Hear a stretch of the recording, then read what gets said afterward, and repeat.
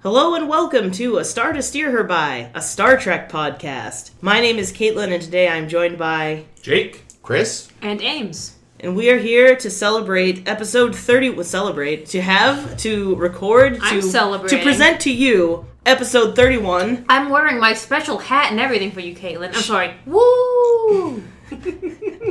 That woo was for those of you who can't see the special hat.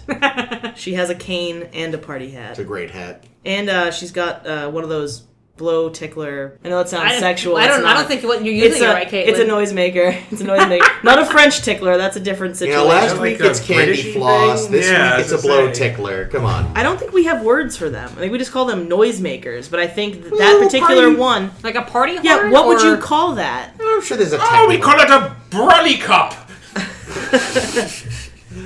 Oh, sorry, what do you call those here? Yeah, anyway. I'm so traveled. I'm not traveled. I just... Stop it or I'll call the bubbies on you. I'm literally never going to live it down. I just couldn't remember what cotton candy was called. I remember now, okay? Jeez. Your cotton candy's delicious. Don't get your knickers I like in a cotton twist. candy. I don't have enough cotton candy in my life. Oh god, I do. I hate that shit. I love it. It's so... Problem is you have to get just it like a love bear sugar. or something, because if you get those like little bags they occasionally have in the store, no. No, those are bad. They're alright, I don't know. Anyway, in this episode 31, woo! We're here to discuss And the Children Shall Lead. And is there in truth no beauty? What a great question. No. Also a good answer. Succinct. Well, we've got an answer. Episode's over. Good night, everyone. Thank you for listening.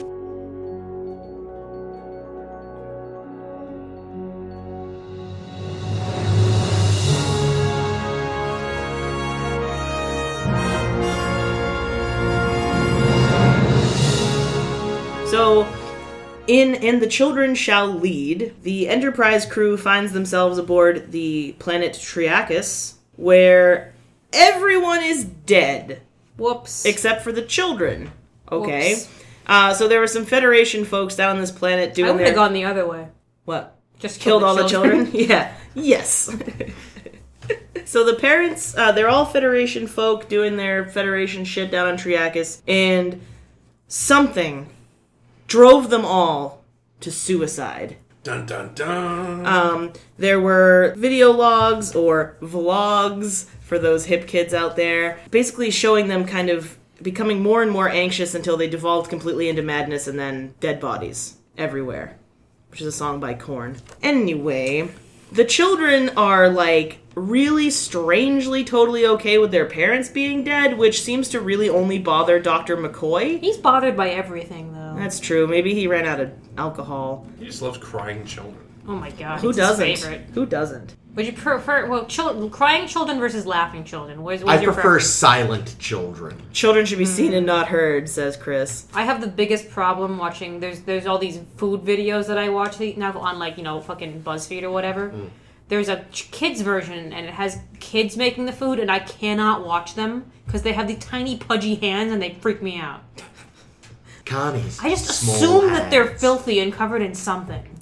Poop. Germs. Yep. Poop germs. So, listen, let's just keep the show on the road here for a few minutes. So they take the children on board the starship, and it is immediately apparent that they are petulant little shits who want to do nothing but play all day. I want ice cream. Oh, and want ice cream, Oh my yeah. God. And, man, Nurse Chapel has more patience than me, because I would have backhanded Stevie. No, I don't really recommend abusing children.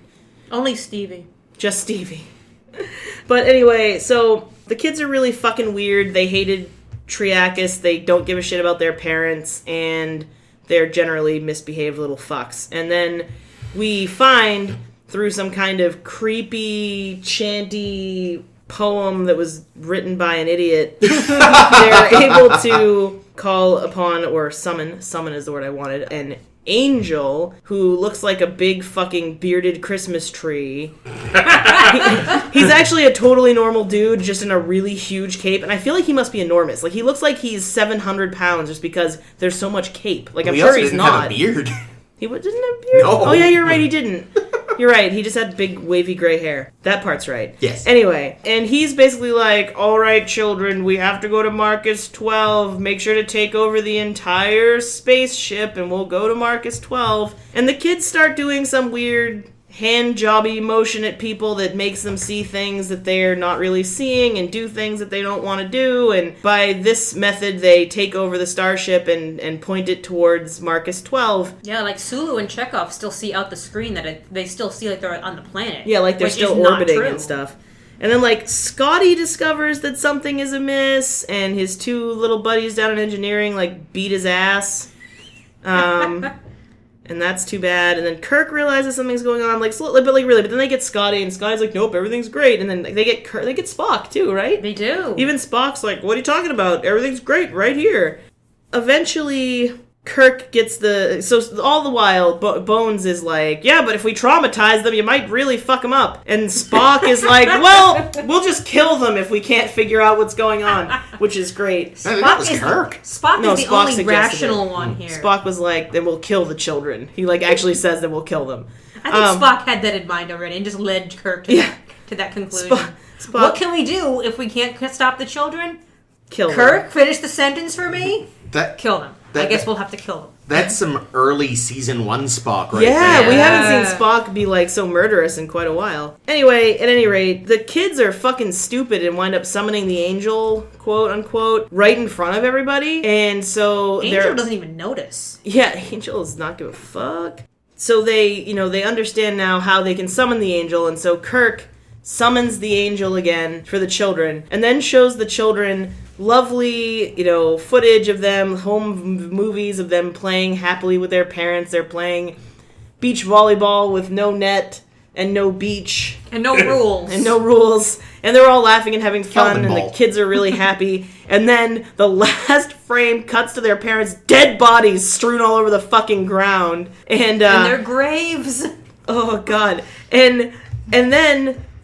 Kirk's like, it's okay, children. Look at him. He's not an angel. He's bad. It's okay to be unhappy. And then the angel starts to, like, fucking decay and turn into a horrifying monster right in front of them. And then finally disintegrates, going, death to you all, etc. It was actually a pretty good episode. I actually didn't hate it, considering... Wow. No, like, honestly, like, considering how many fucking children were in it, I didn't hate it as much You as I left out the expected. best part of the episode, What's the though. best part of the ending? episode? After the angel vanishes, Doc walks onto the bridge, sees all these children crying, and it's like, hooray! Crying children! Nice job, Jim! You made kids cry. Just smack them? What'd you do? All would be revealed later, I'm sure.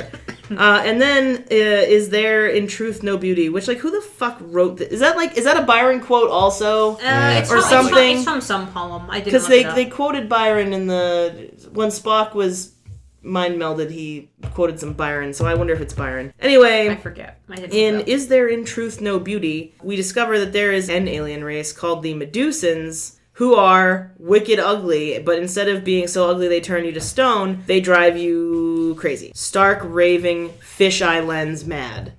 And in this episode, we meet Kalos, who is a Medusan ambassador who the Starship Enterprise has to escort back to his home planet. He's accompanied by Dr. Miranda Jones, who is Kalos' assistant, who also happens to be a telepath, whose psychic abilities were so strong that she was trained on Vulcan and knows how to do the mind meld. They are also joined by Lawrence Mervick, who designed the Enterprise and is super awesome, and their whole mission is to get Kalos back to his home planet so that he can mind meld with Dr. Jones, because the Medusans are incredible navigators, and they want to figure out a way to use the Medusans as navigators of starships, and Lawrence Marvick is there to help them to interface with the starship so that they can navigate. Sounds great. However... Sounds complicated. It does, doesn't it?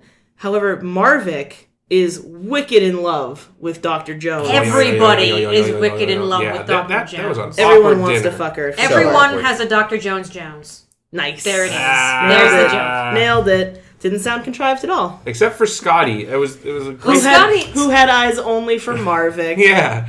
Like, everyone's all boners for Jones at that dinner, and Scotty's like, "Hey, Larry, you want to go check out the engines? Want to take a look at my technical journals? Does he keep them in his pants? Yes. I thought so. Well, under his kilt. He was wearing the kilt today. I drilled this Looked hole very in the nice. wall." Oh, God! The Enterprise's first glory hole. This is like First. Well, Yeah. certainly the worst. So, Dr. Jones, being all psychic and shit, reveals that she can sense that someone is feeling murderous on board, and she is later confronted by Marvick, who's like, "But Dr. Jones, I love you so much, I'm gonna kiss you without your consent." And she's like, "Ew, gross." And Also illegal. yeah. And she's like, "BT Dubs, I know that you're the one who is feeling murderous." And he's like, "Oh yeah, you're right, I am." So he takes his phaser and he goes to Kolos's room. Oh, and I should explain. The Medusan is kept in what looks like a cat litter box of some kind, because if you look at him, you go nutso. So Marvick goes to the room where the Medusan's, cat box is, which, why did they even bother to give him his own fucking room? He doesn't know he's in a box. Put him in a fucking storage closet. Who gives a shit? He comes out of the box every so often. Well, in this case, he pops out of the box to say hello to Lawrence Marvick, who goes crazy upon seeing him. Goes down to engineering, wrecks up some shit, and sends the Starship Enterprise towards the edge of the galactic barrier. Whoops. Womp womp. Someone's Silver contact lenses. exactly. Someone's gonna get superpowers. Well, it won't be Marvick, because he's dead.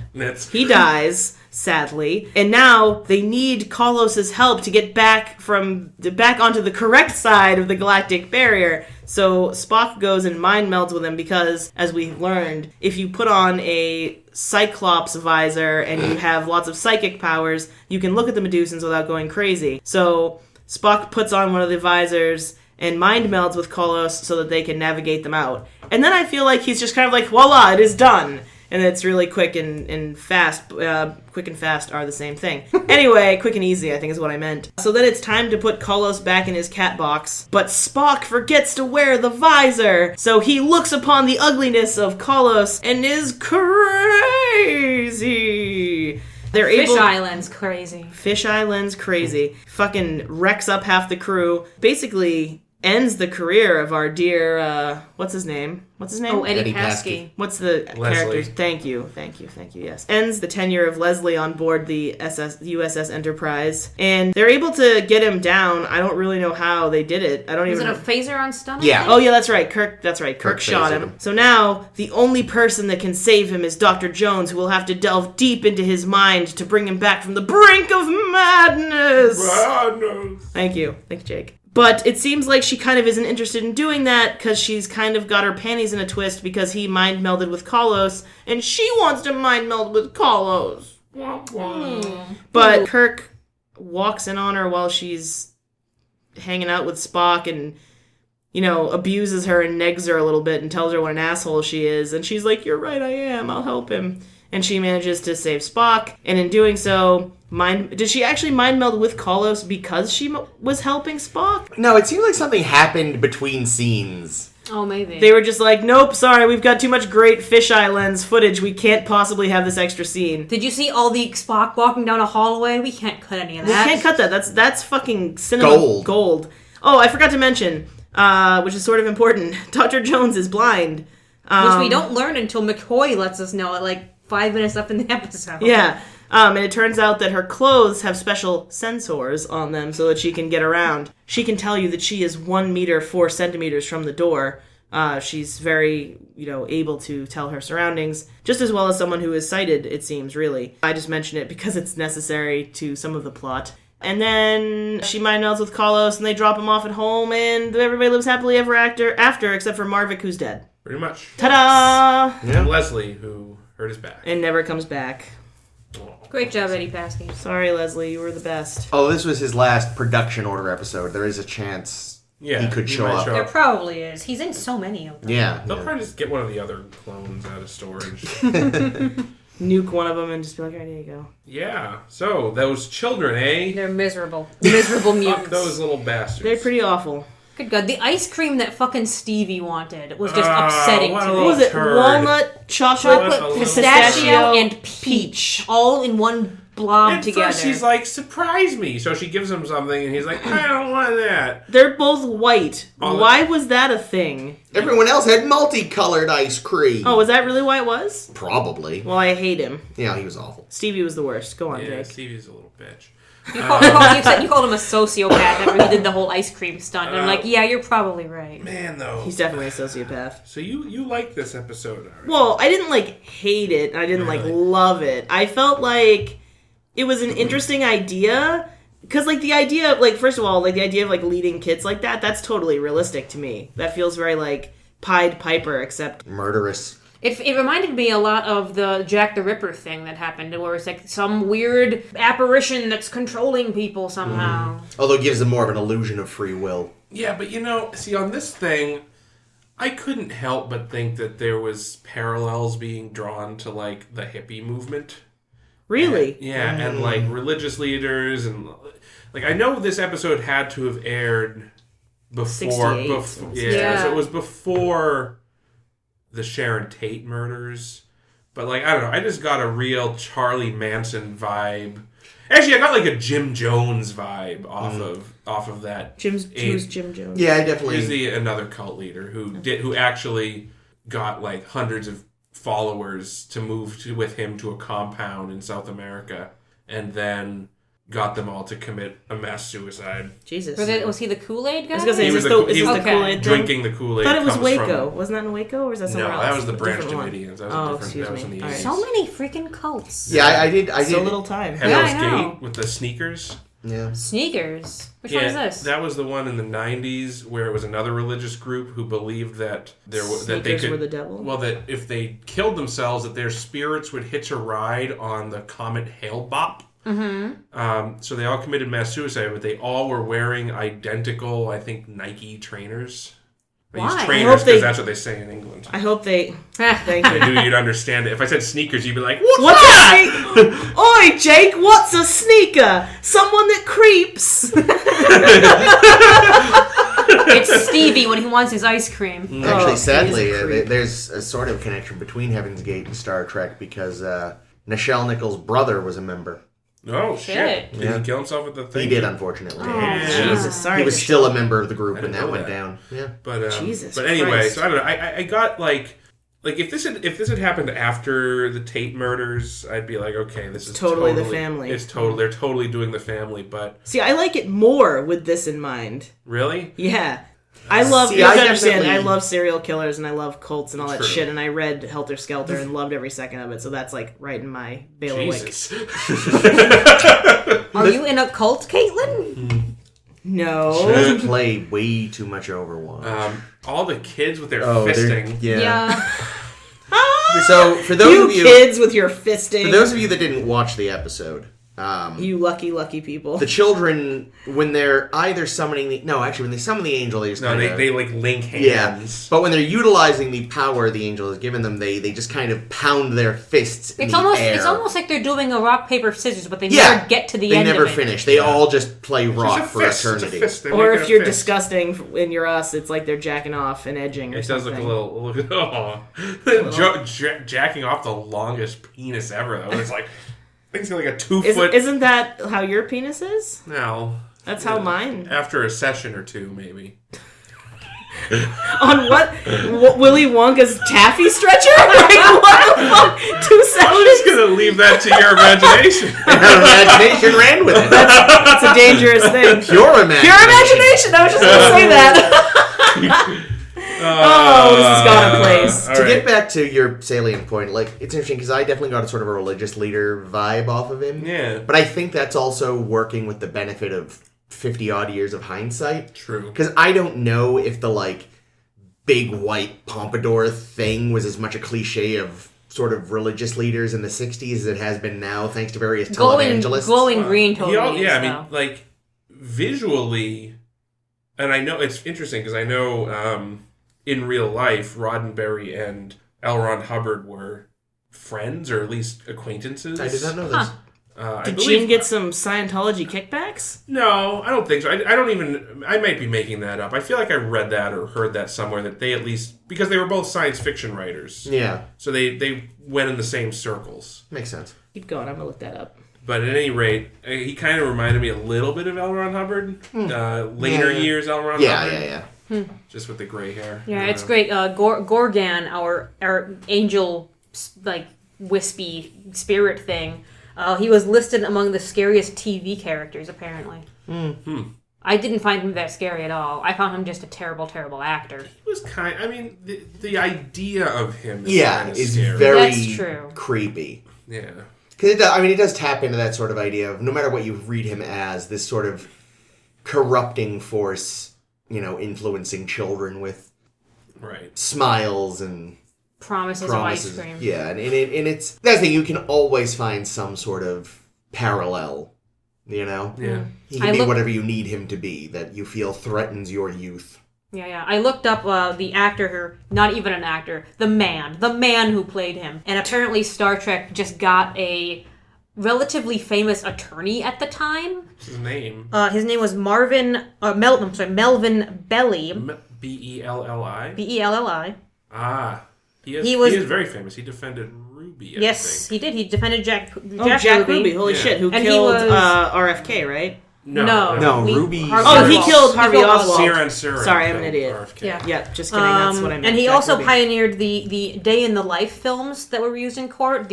Let's show someone who's been crushed by this compactor or whatever, and see how they get through their day, so that we can say this is how much they are troubled by their injury or whatever. Therefore, you should have to pay them money, kind of stuff.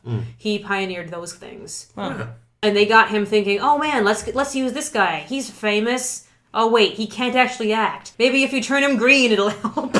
Let's turn him green and give him a Christmas tree to wear. Well, in a way, the creepy intonation, the bad intonation that he was doing, almost made it more creepy, really detached and I think yucky. Stevie was one of his kids. Well, that explains it. His voice sounded oddly like Doohan as a computer or an alien. I am a non-attorney spokesperson.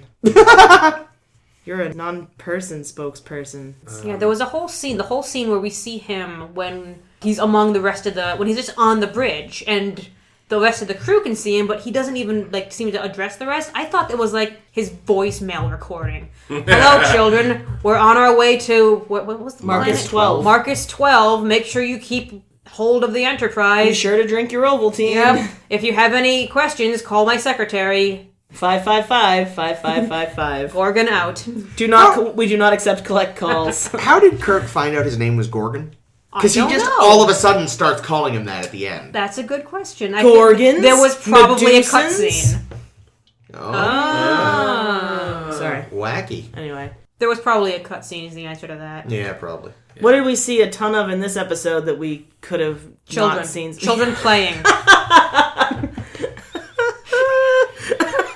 I know I said this when we were watching it, but I wanted to see, what Lieutenant Leslie's big sort of beast was. That was so dumb. Beast, huh? So we didn't really mention in the synopsis some of the things that the kids did to the perceptions of the adults. Like when they made Sulu see lots of knives, daggers in space, and Uhura see herself as an old woman, fat, ugly old because lady. Apparently Uhura is terribly, terribly vain. As seen before in what was that episode? Oh, in Muds. Yeah, I Mud. Yeah, when they're like, "Oh, you mean I can be pretty forever?" And then we cut to Leslie as Kirk is trying to give Leslie orders, and Leslie isn't hearing him properly, and thus not registering at all. Even if you're not hearing someone properly and they're saying gibberish to you, you'd be like, what? Yeah, Leslie doesn't even go what do you want, Captain? You're the captain, I have to obey your orders, but I can't tell what you're saying. You know what it is? Leslie's like, oh, Kirk's had a stroke. Leslie's been on this ship 2.5 years. Maybe it's Robo Leslie, and it's the problem. He's just standing there oh... weird shit's going down again. I'm just gonna stand here till it blows over. Yep. I usually get killed when this shit happens. I'm just gonna stand here. Be fine. Because you said he was in 60 episodes total. This was probably 58 or 59. So we're on at least our, maybe 32nd Leslie by now. So I love that him dying and coming back in one episode has turned into this whole headcanon of he dies constantly. An elaborate Venture Brothers style cloning system. Yep, that's what they've got.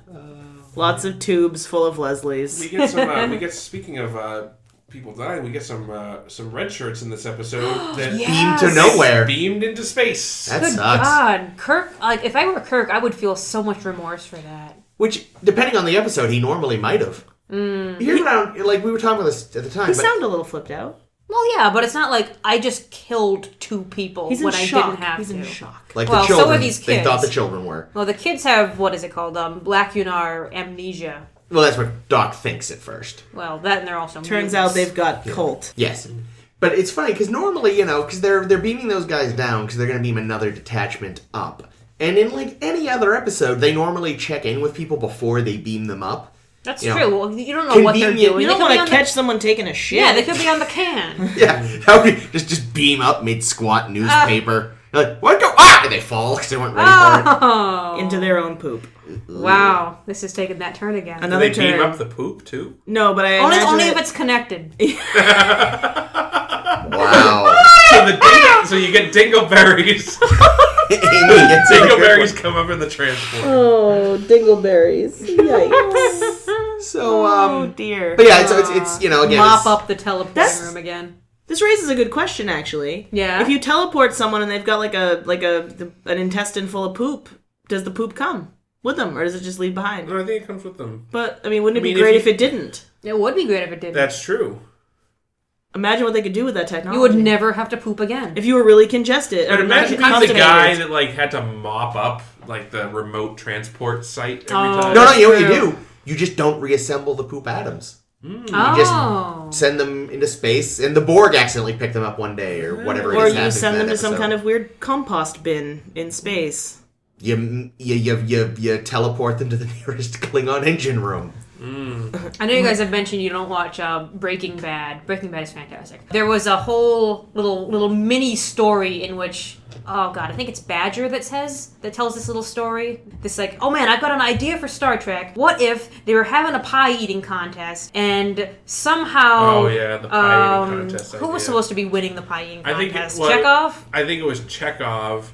Because Scotty was locking onto the pie in his stomach and beaming it into space. But then Scotty gets distracted when Uhura walks in, misses, and transports his guts into space. Ugh. Yeah. Oh.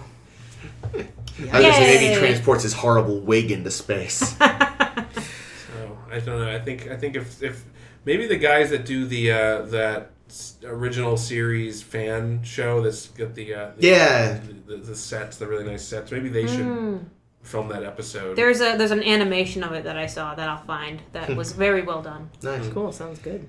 So, I'm gonna say, I don't know how I felt about the episode, but I definitely didn't hate it like I thought I was going to. I hated the children as much as I thought I was going to. That's the thing. The fact that they were still playing Ring Around the Rosie, it was very distracting they to me were for some annoying, reason. but I feel like they were used far more sparingly than they were in Miri. Oh, Like, the kids in Miri And they were a better than the constant ones in Miri. That's true. presence. these yeah. were way better That's kids true. than the Mary kids. Everybody except Stevie could act. Yeah, they still annoyed me when they were doing their bullshit, but I feel like there was just less bullshit. Yeah. And that sort of helped, and I think the fact that there was actually sort of a genuinely compelling antagonist helped, whereas with Mira, the antagonist was just time and their own stupidity. Was You he mean a Stevie? genuinely interesting antagonist? He was compelling. Did you think he was compelling? Yes, You found him compelling. as a concept. Who, Gorgon? Yeah. Okay. I don't know if I found him that compelling. I don't know, I think that a lot of the shit in this episode just didn't make any goddamn sense. Like what? Well, Why are they going to Marcus 12? Well, To that, kill a whole More yeah, people that was there. yeah. They're just finding- that's because Gorgon wanted to find a big group of people to kill or take over. Or Well, what's the something. point of Maraud. that? What is the To point? give What him- is actually Build the up point an of that? army of Because followers. he's from a race of But if he's marauders. killing everybody, how is he getting followers? Well, presumably he'd take Are- their children. Yeah, Is he it- gets the weak-minded, impressionable children and kills. So he's the adults. Pied Piper, is what we're saying. I did Yes. say that earlier. Did you? I missed it. That it was sort of like a Pied Piper situation. But no, first of all, why are these children given unrestricted access to any location on the ship? Because First everyone... of all, why are these children at this fucking science location anyway? Why are because did the they parents would miss Why them. did they bring nothing but parents who have 7-year-olds? No, I think one the of ginger the- one was yeah, he probably was a little 12. older. Well, yeah, but he was the only one, and he stuck out like a sore thumb. Yeah. Kirk's nephew. Yeah. He who was, knows? yes, that's true. I looked that up. Who knows? Who gives a shit? It was dumb. Yeah, speaking of Kirk's nephew, Craig Hundley was the kid's name. He changed his name eventually to Huxley. Yeah, that's because Hundley is a terrible fucking name. So he also played Peter Kirk, who had 0 lines in that Kirk's nephew episode. That was the episode with the creepy, flappy, flying virus. Oh yeah, the barf flapjack monsters. egg bugs, whatever the fuck they were. The one that lands on your back. Where Kirk's brother, who definitely wasn't just Shatner in old age makeup and a bad mustache. Porn stash. But Craig Huxley, as he changed his name to, was also the builder of the blaster beam, which is not what it sounds like. It's a musical instrument. It's like basically a long, like 12-foot long aluminum beam with piano wire on it. What was it made of? Aluminum? Aluminium? Aluminium? Oh, jolly good show. But yes, quite good. So I'm sorry, but go on. It had now I can't actually say it. Aluminum. An aluminum pipe. Yeah, with strings that you could like do various shit to. And I watched a video compilation of things of him just making sounds on this thing. Sounds neat. And they used it in the motion picture and Wrath of Khan and Star Wars 2 and other shit. Huh. This Wait. weird. When you say Star Wars 2, do you mean Episode 2 or do you Empire? mean episode 2. Oh, wow. Okay. Well, that sort of discredits it, but go on. Well, yeah. But it makes lots of weird. We should see if we can kind find of a video noises. of that. I'll find one Yeah, instead of that'd be making the great. noise myself. No, I It's liked it. not at all I liked it. We don't even need Inception the horns? instrument. Just poke Chris. He'll change pitch. Yeah. Well, that's a neat Yeah, little so- factoid. Got to keep doing Star Trek stuff, it sounds like. He's about as good of an inventor of instruments as he is an actor then, because that sounds like a fucking vacuum cleaner. Well, we discussed him very briefly in the... You mean a Henry? I think they just call them vacuum cleaners. No, I know Henry. Oh, no, Hoover. You're thinking of Hoover. Isn't Henry the little friendly vacuum that... Look up the Henry vacuum. It's an electronical sucker box. Oh, I think you're right. They call vacuums Hoovers I think in general. Hoover is the more generic Get the term. Hoover. But yeah, we did discuss him Hoover. briefly in the last episode he appeared in. Who, Kirk's nephew? Yeah, he also became sort of a producer, and he built a sort of a studio. So he's wound up with a very active career behind the scenes in music. Good for him. Yeah. But yeah, you're right. It was awkward that like all the children were like 7 except him. Yeah. It was so weird. It's like, oh, you still have to play with the little kids and play their stupid Ring Around the Rosie game that you're totally aged out of. Yeah, there's only 5 you kids. know What are you gonna That's do? continued to great effect with Wesley Crusher, who's like 14 but acts like a baby. And has to play with the adults all the time. Lame. much to the Totally adult chagrin. doesn't get it. Anywho, Oh, Wesley. Yeah, I don't know. I also wasn't crazy about Shatner this week in his acting. Oh god, his little near anxiety attack in the cave. Oh yeah, It's like, that was great. That was terrible. Shat, have you ever seen someone have an anxiety attack? What are you doing? Honestly, probably not, because think about how stigmatized people today are if they have mental illness. Back then, That's true. might as well have been a fucking leper, probably. Yeah, Probably that's nobody true. knew what a panic attack looked like, so, but go on. Jake. But yeah, just in general, and then later is, and we also, this is a lot of retread, the whole, it just seems like this is all stuff that we've been at before, the fears and the Kirk's insecurity and his greatest... I'm losing control of the Enterprise! Ah! That's true. and That then- wasn't really great this And week, then was it? Spock trying to kill children. What was... Spock this week was weird because Spock, when he was under the control of the children, like didn't actually seem to be doing anything, and that was the thing that was impacting him. It was like, oh, I can't touch the buttons. I can't follow your orders, sir. What do you think Doc's would have been? Because they didn't really show Doc getting Running out of affected by- mint juleps. Yes. Actually, Chekhov's thing seemed to be I'm afraid to not follow orders as well. And maybe also Leslie's was that. So that's kind of fucked up that like half the crew is like not actually afraid of anything except not being able to complete orders. Like, what does Kirk do to people that don't do what he says? Well, I feel like they weren't necessarily always building gonna be off of their agonizer. fears, but they were just, finding ways to disrupt them mentally. Yeah. The whole, you're Like, I feel like... actually in space, but you're seeing the planet that we're not even orbiting anymore. Yeah, I feel like that they set it up as being like, it's their beast, but the writers couldn't be asked to actually think up beasts for everyone, so it just became mind tricks. Yeah. That was weird. Which, A little sort cheap. of... It was like a good idea that was not followed through on. Except Uhura, who they made sure to point out what a vain bitch she is. Like, And Sulu thanks, is afraid writers. of knives in space. Knives in space! Really? They sort of excited them. You should have been like, get me a spacesuit and my rapier. No, it's guns he's into. Oh, I guess you're Depends right. on the episode. Swashbuckling. He likes to Yep. swashbuckle, you're right. Likes to buckle some swash. Buckle up, And swash. also occasionally fuck with plants. Ew. Oh, it's been a while since he was botanist Sulu, but still. Yeah, that Beauregard was like up to these days. probably still being a creepy hand dressed up like a flower. Oh, you know what I really liked was Scotty this episode when he was being world's best boss. When he tells his one of the engineers like, "Where are you going? We're going the wrong way. See, look," and then he just starts punching him. He just attacks the guy. It's like, Scotty, you're their boss. Right, I've given you 3 warnings. You know what comes after that? He runs a tight ship down there, Scotty. You don't fuck up his shit. No, you don't fuck with the Scotsman's engines. Oh, and then when even I know you just mentioned Chekhov, and I thought when Kirk was trying to like tell Chekhov to do something, it was like Chekhov was a computer and Kirk was trying to talk him to death. It reminded me a little bit of Chekhov in Star Trek 2. When he's got the brain bug? When he's got the brain bug. Yeah, I can see that. Oh, Chekhov. Got his ass kicked immediately. Of course Yeah. he did. Such a little guy. Poor Remember, Chekhov. he had really big heels on his boots. We saw too. Like did, Walter yeah. Koenig must actually be pretty. Actually, Walter Koenig is actually quite short. He is not a very tall man, but because in Russia it's best to be short. He's Very actually tall. an action Very- figure. Actually, I said I honestly was. I mean, it's not a great episode, but Yeah. this definitely gets filed under the largely indifferent category. Yeah, I I'd mean, agree it's with no that. Mary. It's certainly not bottom 5. It's definitely not top 5. Yeah, I wouldn't say it's bottom 5 either, but It's like, would I ever watch this again voluntarily? Probably not. But not with not out of any sort of animosity, just out of yeah. It's like, it's middling.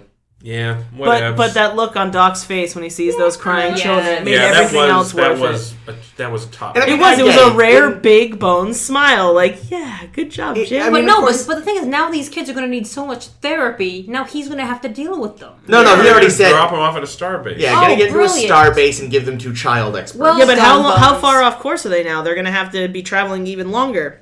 You've got 2 weeks of space flight with crying children. Well, and never mind the fact that they forgot, like we said, to because they never did beam up that other party of security men, Right. and they didn't say let's go back and get them first. It's like, all right, back to starbase, whatever. It's like, what about you? Okay. Now, those people are dead. And honestly, you know exactly what McCoy did with those crying children. Beam them into space? Rubbed liquor on their gums. Foisted them off on Chapel. Oh yeah, Yeah, definitely. oh totally. Poor Chapel. By the time they the whole time. by the time they get to the starbase, they all weigh like 200 pounds because she just keeps stuffing ice cream into them. That's the only way that she can keep them in hand. What kind of horrible mix would you like this time? I want cherry amaretto mixed with boysenberry and garlic ice Steak. cream. I'd say a cherry and a berry is probably fine, but yes, garlic has ruined everything. I want clam chowder ice cream and chocolate, please. Fear Factor? Yes. I stole that joke from Jim Gaffigan. I was rewatching one of his old specials the other day.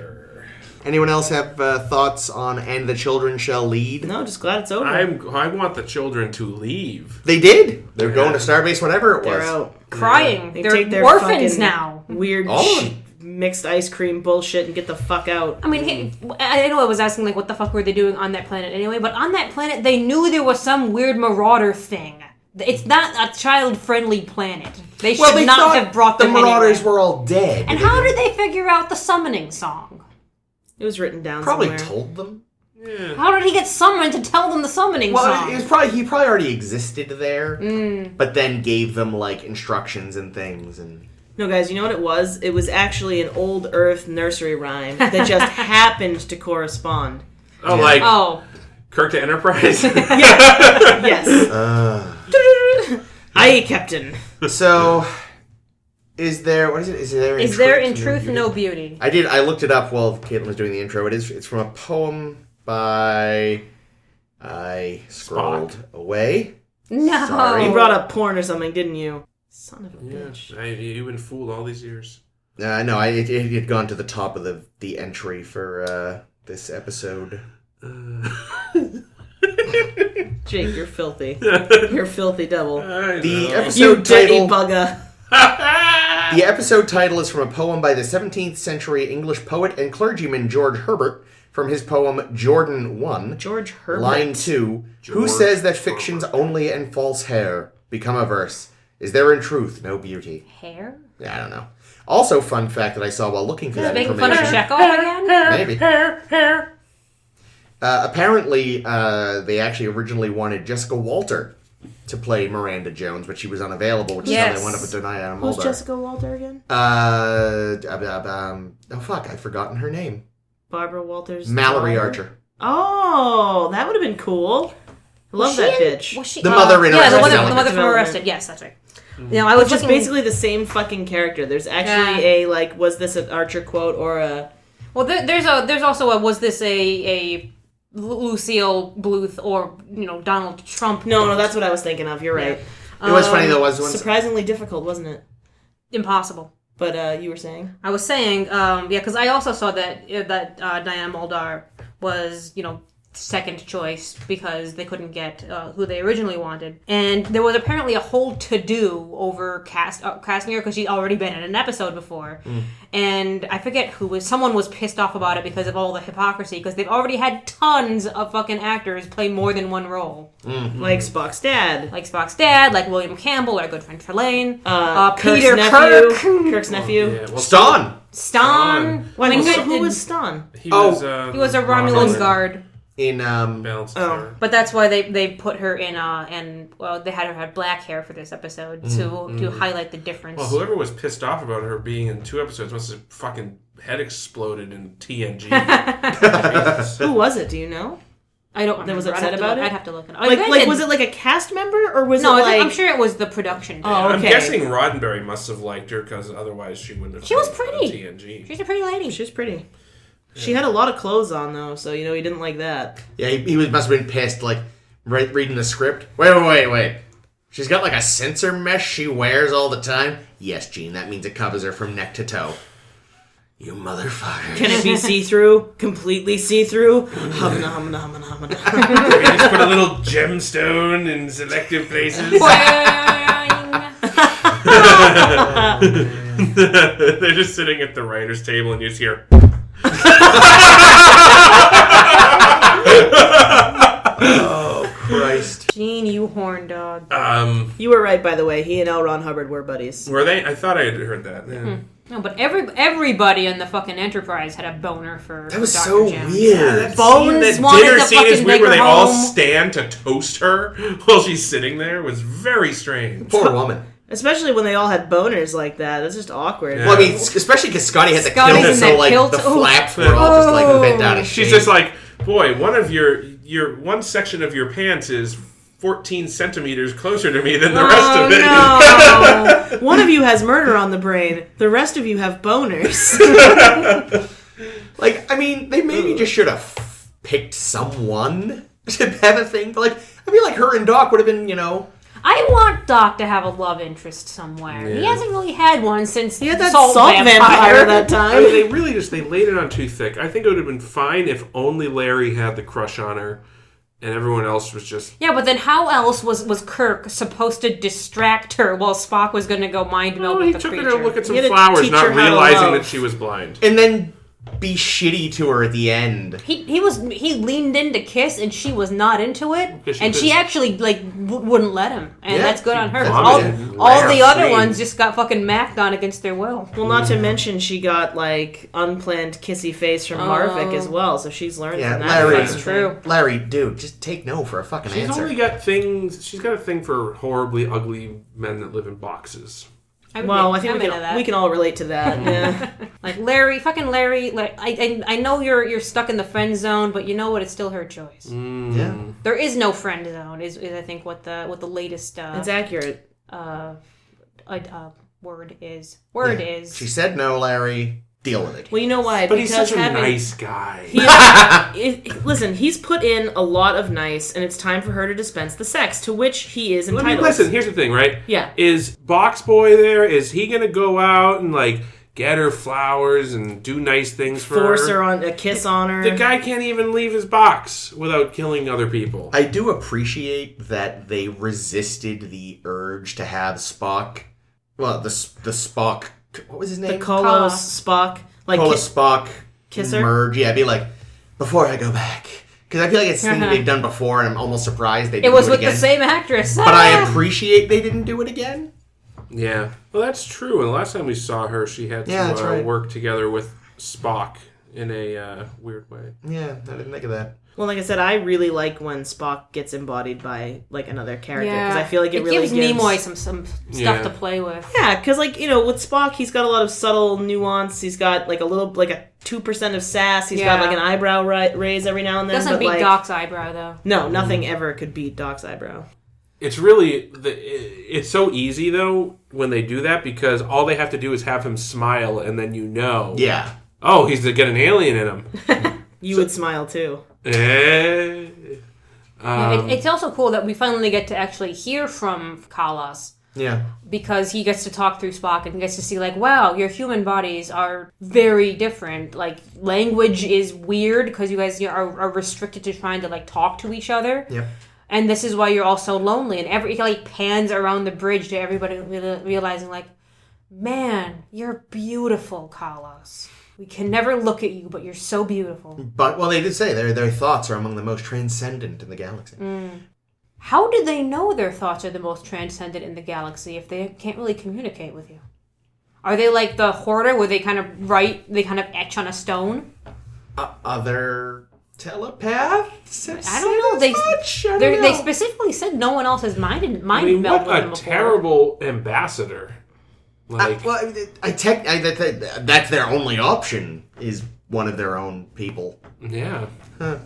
You think they'd make themselves a robot cage?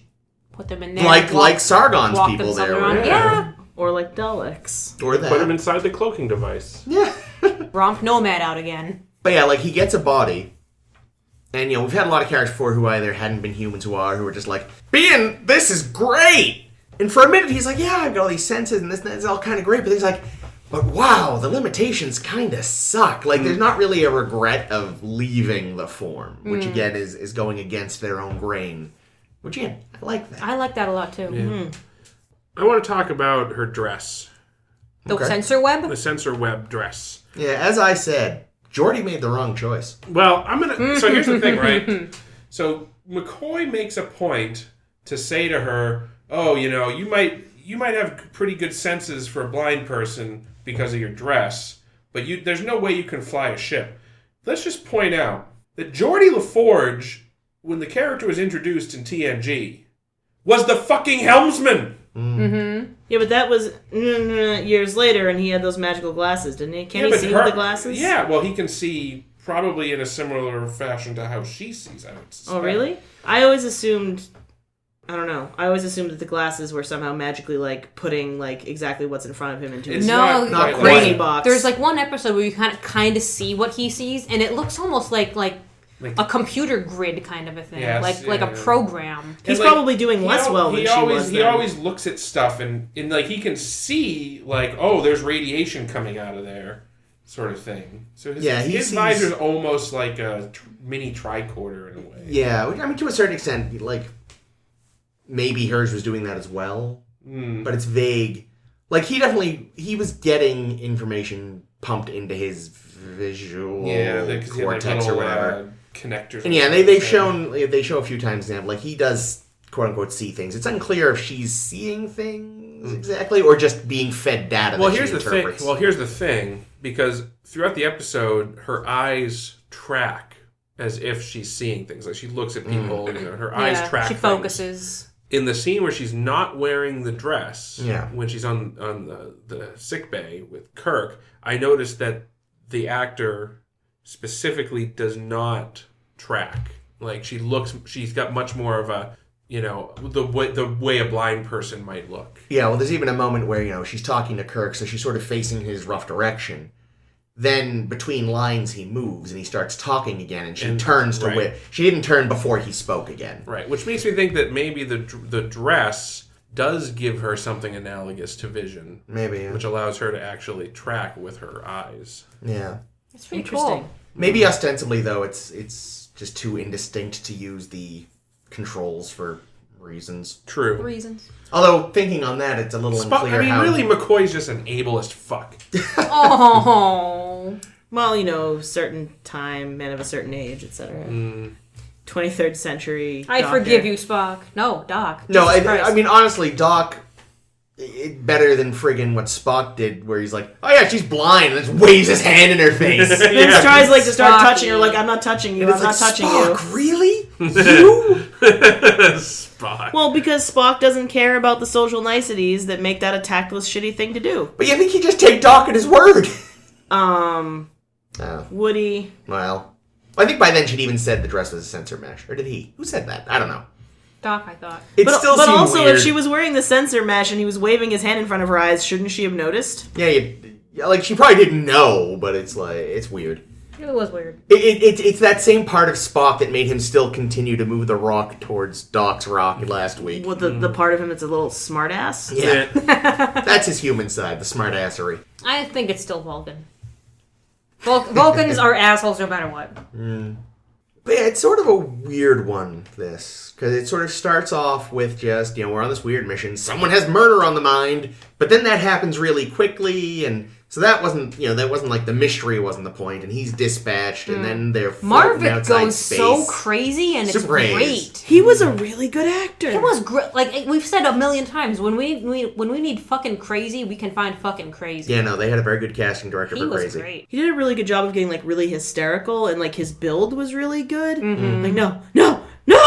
And, like, Although a lot he of did- thrashing and shit. He had some good stuff going on. When he did make it to engineering with Scotty, who thinks he's just there to like pal around with him some more, he had like gotten super calm, just like, I'm gonna hang out with Scotty now.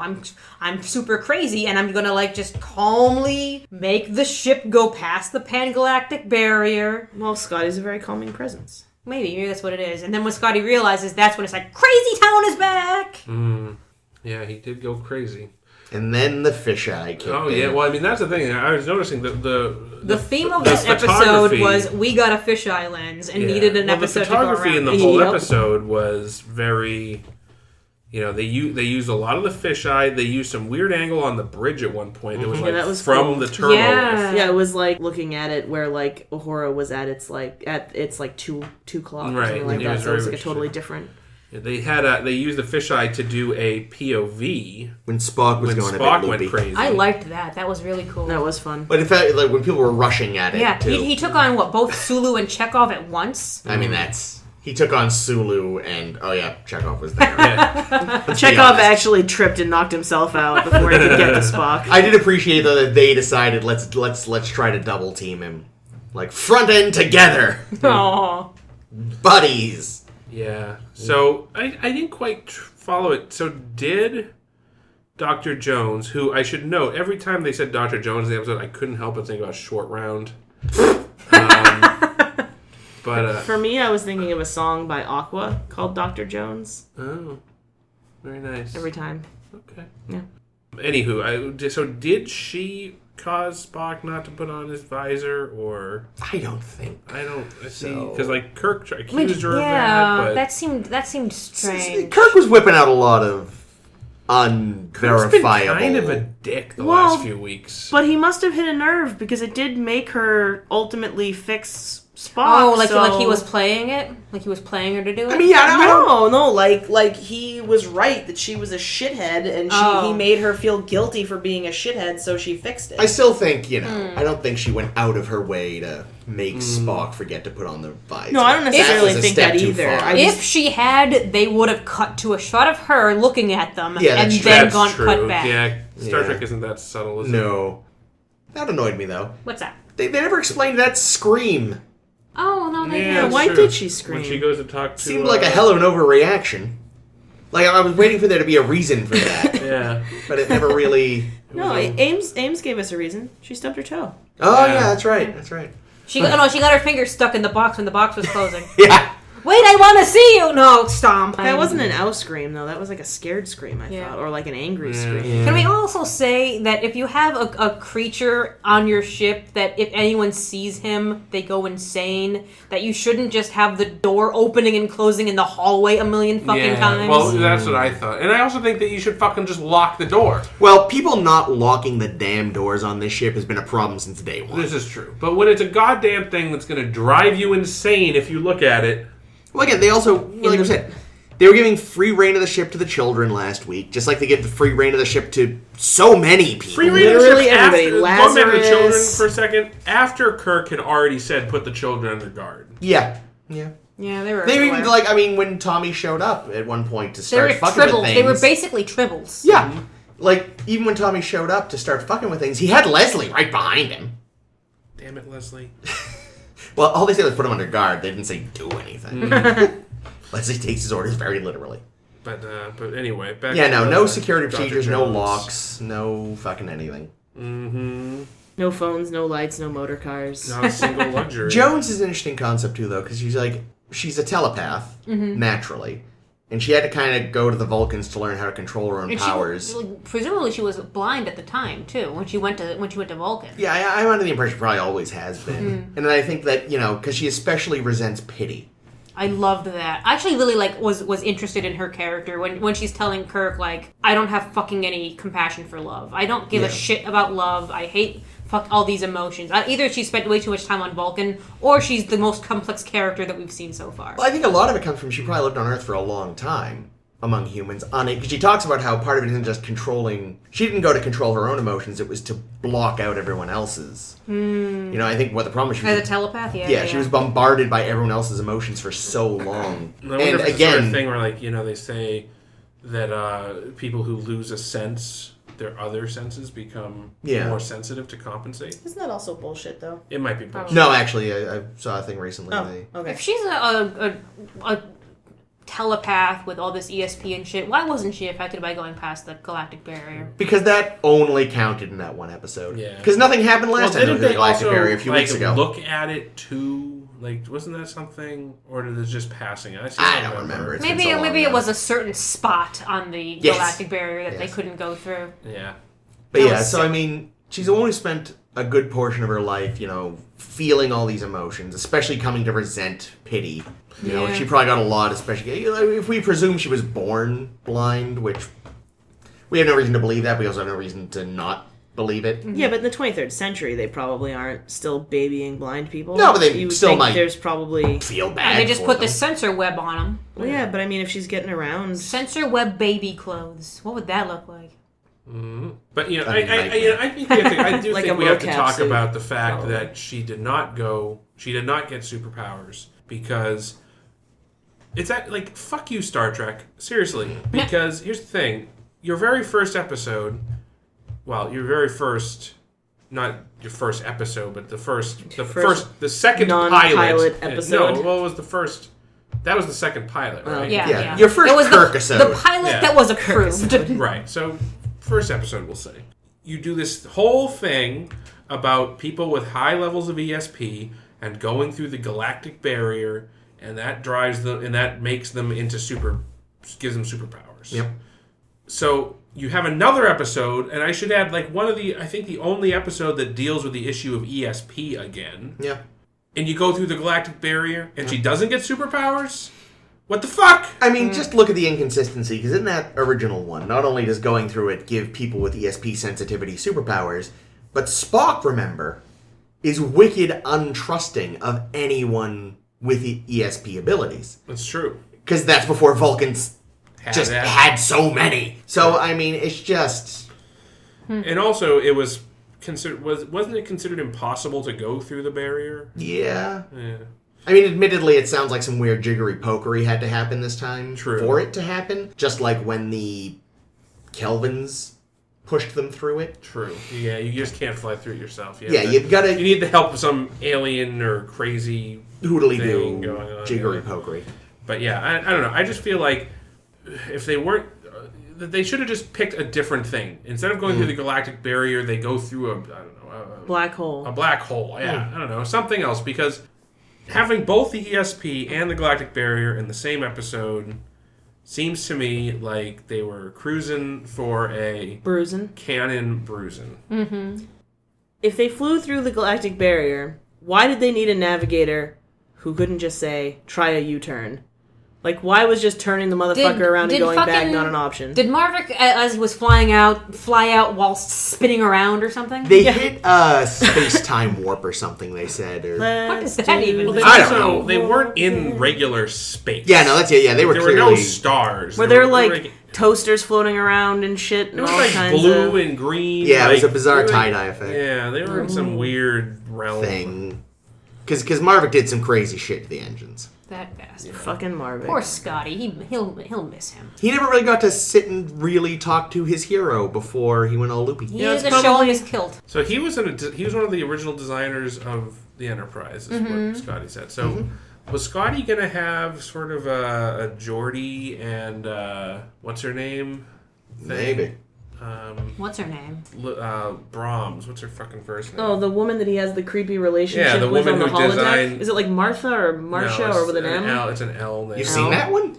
No, but we've either talked about it before or someone else has talked to me about it. Laura? No. Anyway, I'm blanking on the name. I'm sure one of our listeners will fill me in again and remind me what the name is. But yeah, I mean, that's basically Geordi meets his hero and he wants to bang her.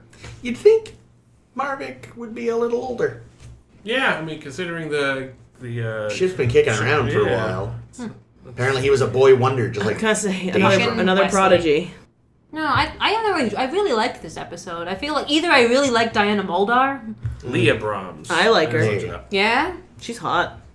Into it. Yeah. I didn't like the weird... I like your reasoning for it, but I didn't like the little twist. Oh, the in her hair? wig. I kind of liked it. Like, I wondered if it was meant to be, like, serpentine. Yeah, in the whole movie. Because she likes the Medusans so much. I feel like we've seen Vulcans that have That probably could be it then. I think yeah. Pring might have had a weird hair thing. Well, that wraps up episode 31 of A Star to Steer Her By. Thank you. Thank you very much for joining us. As always, do please find and like our Facebook page, A Star to Steer Her By. We are on Twitter and Tumblr as SSHB Podcast. Subscribe to us on iTunes or your favorite podcasting app. Rate and review on iTunes. Tell your friends, tell your enemies, tell your fish, tell your relatives, tell your coworkers, tell everyone to tune in. Next week, we will be looking at Spectre of the Gun. Is it Spectre? No, it's Spectre. Yeah, what is going on? They're using the weird spelling of Spectre. That's how I spell Spectre. That's the right way. That's probably the English way. Spectre of the Gun and Day of the Dove. Day of the Dalek? That too. Day of the Day of the Doctor. Sure. Dave of the Dove. Dave of the Day. Pigeon Man? Dave. Ooh, Dave of the Day. That sounds like a fresh catch. For A Star to Steer Her By, this has been Chris. This has been Ames. This has been Caitlin. And this is always Jake. Thank you for listening. Be sure to tip your yeoman.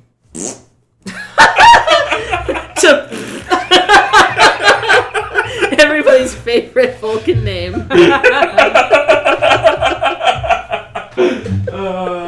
do we got over here?